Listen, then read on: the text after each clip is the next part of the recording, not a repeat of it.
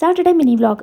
ఈరోజు సెకండ్ షోకి కుబేరా మూవీకి వెళ్తున్నాం. సాటర్డే వస్తే ఫుడ్ చేయడానికి చాలా లేజీ అనిపిస్తుంది, అందులోనూ నైట్ టైము. ఈరోజు మధ్యాహ్నం లంచ్కి కూడా పులిహోర చేసుకున్నాం. మోస్ట్ ఆఫ్ ది టైము ఇలా సాటర్డేస్ మూవీకి ప్లాన్ చేసుకున్నప్పుడు బయటే రోల్స్ తినేస్తాం.